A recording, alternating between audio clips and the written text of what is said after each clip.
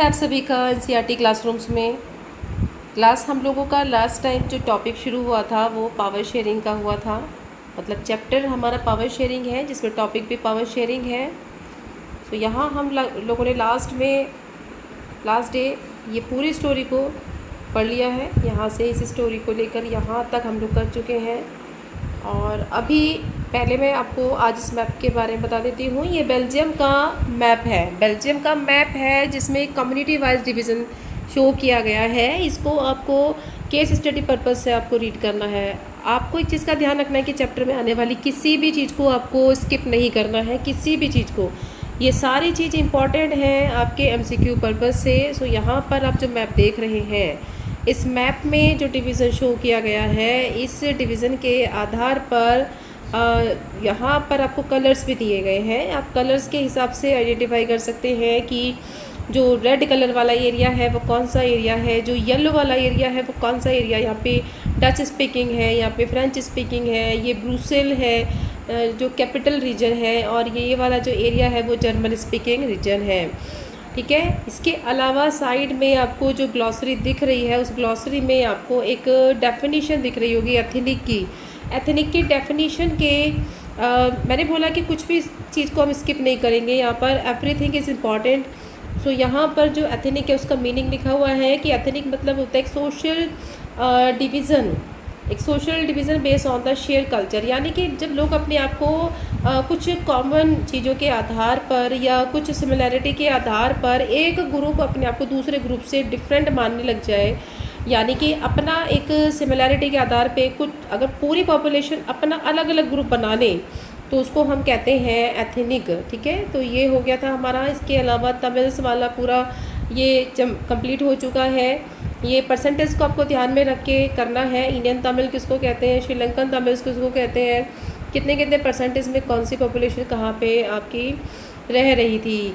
यहाँ मेजोरिटिनिज्म का हमारा हो चुका था श्रीलंका में। मेजोरिटिनिज्म का मतलब हो गया कि मेजर पॉपुलेशन, यानी कि पूरी टोटल पॉपुलेशन में जिसकी मेजोरिटी ज़्यादा होती है उसी को हम मेजोरिटिनिज्म बोलते हैं। ये आपका श्रीलंका का मैप है।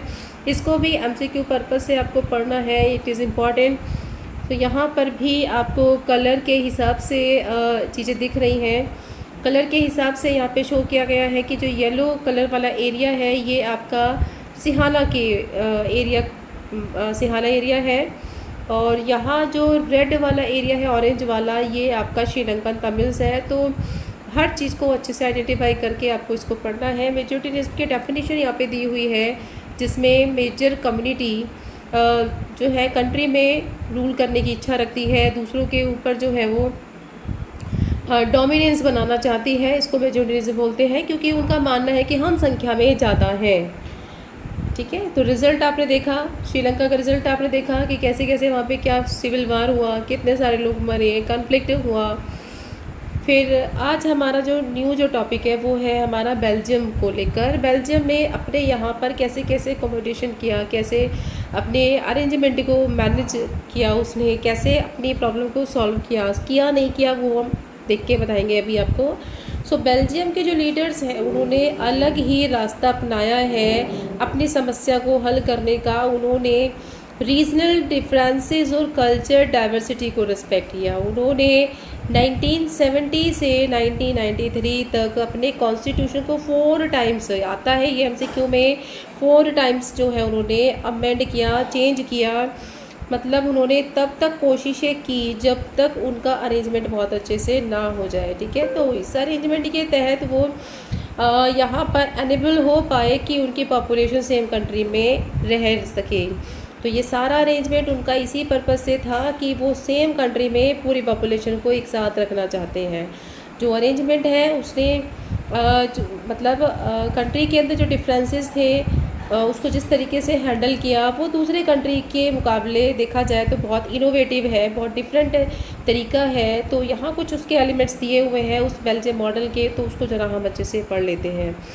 सबसे पहला हमने देखा कि कॉन्स्टिट्यूशन पे जो उन्होंने काम किया, कॉन्स्टिट्यूशन के अकॉर्डिंग जो है उन्होंने पहले डच स्पीकिंग और फ्रेंच स्पीकिंग मिनिस्टर्स को सेंट्रल गवर्नमेंट बनाई और उस पर जो है इक्वल रिप्रेजेंटेशन दे दिया। इक्वल रिप्रेजेंटेशन देने से झगड़ा ख़त्म। ठीक है। दूसरा उन्होंने कुछ स्पेशल लॉज बनाए। कुछ स्पेशल लॉज बनाए किसके लिए बनाए? उन्होंने जो जो लॉज बनाए वो मेजॉरिटी के मेंबर्स को सपोर्ट करने के लिए भी बनाए। ऐसा नहीं है कि इक्वल रिप्रेजेंटेशन दे दिया और चीज़ें ख़त्म। उन्होंने बहुत बेसिक बेसिक चीज़ों पर भी काम किया। और यहाँ पर अब किसी सिंगल कम्युनिटी को परमिशन नहीं है कि वो अकेले डिसीज़न ले पाए। तो जाहिर सी बात है, जब सभी कम्युनिटी मिलकर एक साथ बैठ रही है, इक्वलिटी बीच में क्रिएट हो गई है, डिसीज़न एक साथ मिलकर लेंगे तो झगड़े की संभावना ही नहीं बचेगी। यहाँ पर सेंट्रल गवर्नमेंट के से कुछ पावर फिर शेयर करके स्टेट गवर्नमेंट बनाई गई दोनों रीजनल लेवल पे, और वहाँ पर स्टेट गवर्नमेंट को पावर यहाँ पर गिवन कर दी गई। स्टेट गवर्नमेंट यहाँ पर सेंट्रल गवर्नमेंट के कंट्रोल से मतलब बाहर रह के भी काम कर सकती है, यानी कि इंडिपेंडेंट है। तो स्टेट गवर्नमेंट जैसा स्टेट में डेवलपमेंट चाहती है उस हिसाब से काम कर सकती है। फिर आपका जो ब्रुसेल है, जो कैपिटल ऑफ द बेल्जियम है, वहाँ पर सेपरेट से गवर्नमेंट बनाई गई और डच कम्युनिटी को भी यहाँ पर इक्वल रिप्रेजेंटेशन दिया गया। और फ्रेंच ने इसको एक्सेप्ट भी किया इक्वल रिप्रेजेंटेशन देने के लिए ब्रुसेल में। क्यों? क्योंकि डच कम्युनिटी ने भी एक्सेप्ट किया था बेल्जियम में फ्रेंच को इक्वल रिप्रेजेंटेशन देने के लिए। एक और इन्होंने काम किया था, इन्होंने यहाँ पर इन्होंने सेंट्रल स्टेट गवर्नमेंट के अलावा एक और गवर्नमेंट बनाई जिसको इन्होंने कम्युनिटी गवर्नमेंट का नाम दिया। इसको अभी इलेक्शन जो है यूनिवर्सल होगा, यूनिवर्सल बेसिस पर होगा। और ये जो गवर्नमेंट बनेगी वन लैंग्वेज बेस बनेगी, यानी कि डच की अलग से बनेगी, फ्रेंच की अलग से बनेगी, जर्मन स्पीकिंग की अलग से बनेगी। तो ये सारी चीज़ें होंगी। और यहाँ कोई मैटर नहीं है कि वो लोग कहाँ रहते हैं, उससे कोई मतलब नहीं है, यानी कि लैंग्वेज वाइज ये आपकी बन जाएगी।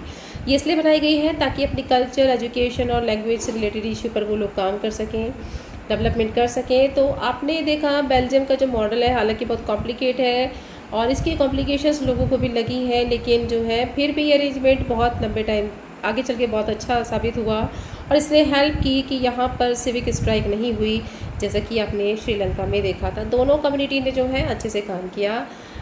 तो यहाँ पर देखा कि अगर हम मेजर कम्युनिटी मतलब जो दिक्कत होने वाली थी वो नहीं हुई है। कंट्री जो है लिंग्विस्टिक लाइंस में बंटने से बच गया है। सो यहाँ पर आगे चल के जब कंट्रीज़ यूरोप के कंट्रीज़ फिर इकट्ठा हुए, आगे चल के यूरोपियन यूनियन बना, तो उन्होंने ब्रुसेल को ही अपना हेडक्वार्टर ही बनाया। ठीक है, आगे चलते हैं।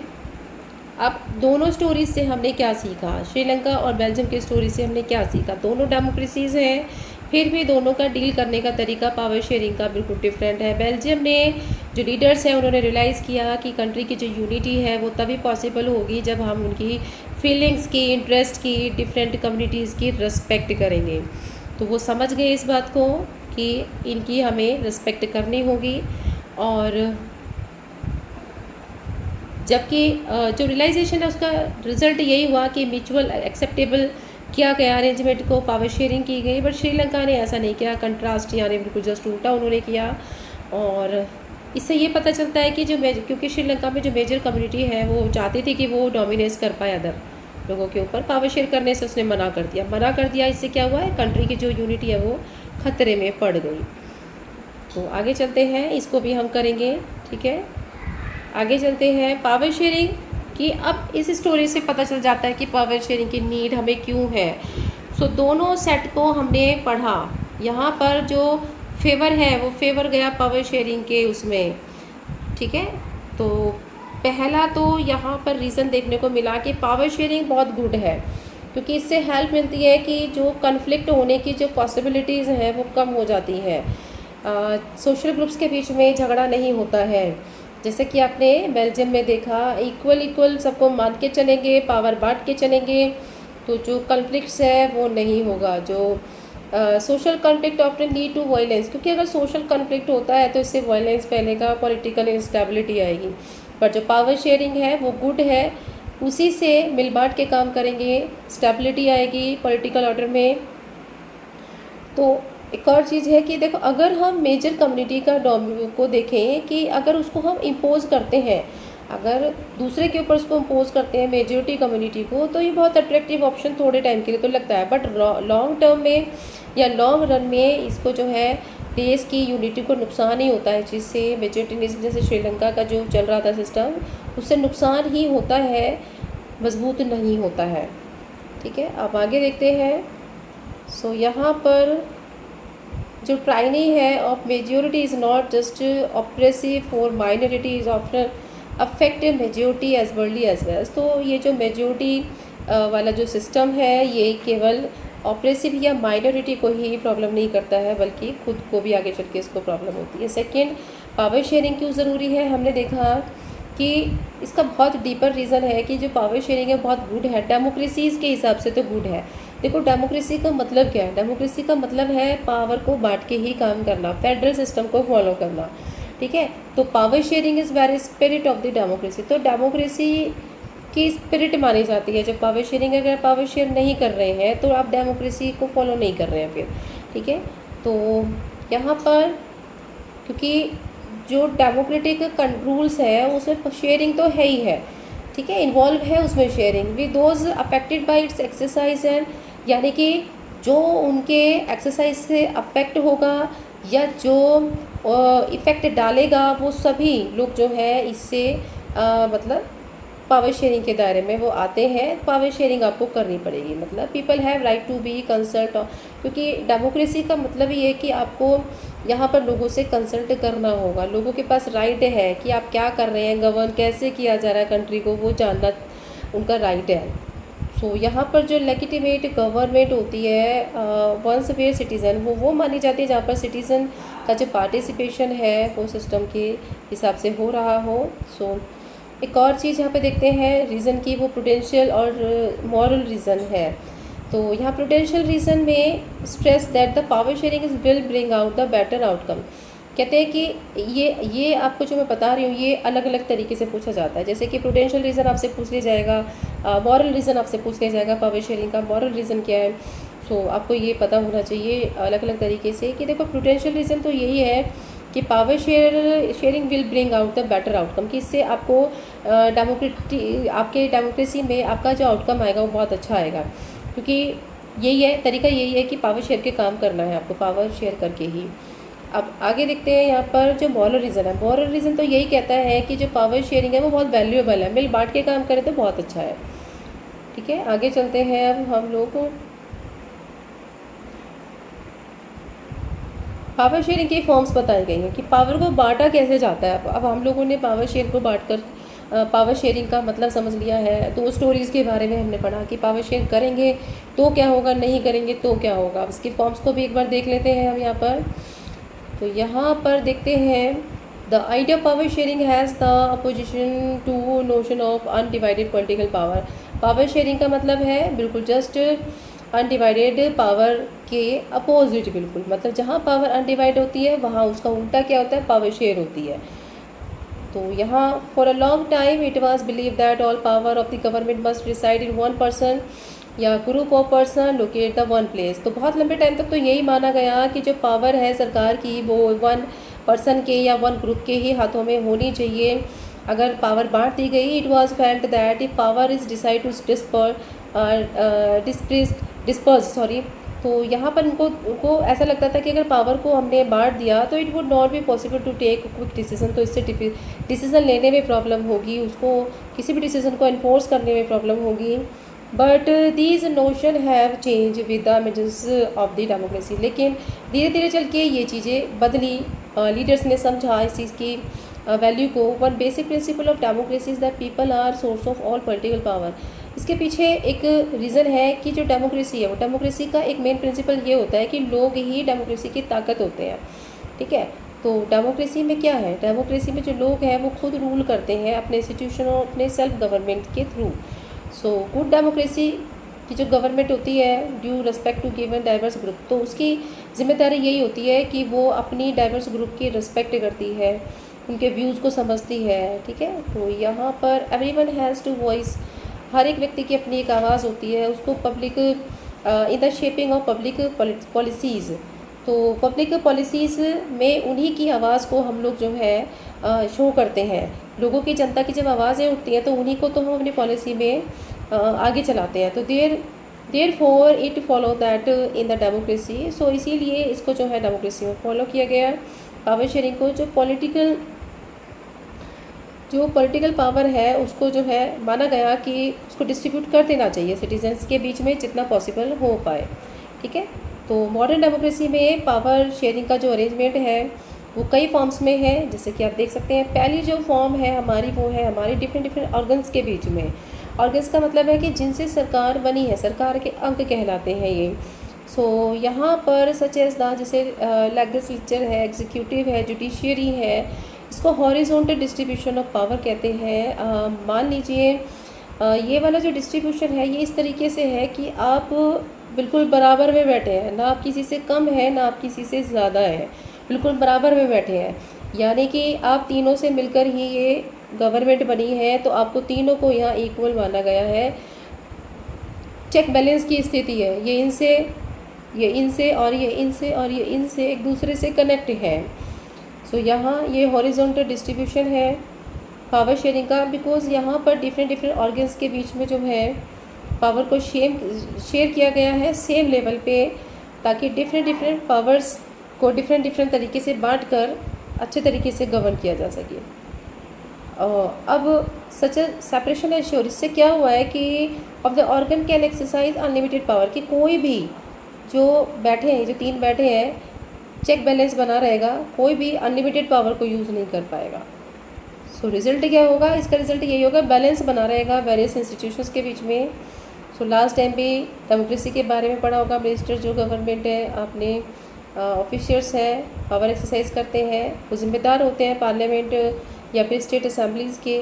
ऐसा ही जो है जो हमारे जजेस होते हैं वो अपॉइंट किए जाते हैं एग्जीक्यूटिव के द्वारा, चेक करते हैं एग्जीक्यूटिव के फंक्शन को चेक करते हैं, लेजिस्लेचर के फंक्शन को के लॉज को चेक करते हैं। तो देखिए ये जो पूरा सिस्टम है वो अरेंजमेंट है, ये चेक एंड बैलेंस का सिस्टम है। तो ये इंपॉर्टेंट क्वेश्चन है, इसको आप अच्छे से देख लीजिएगा, ठीक है।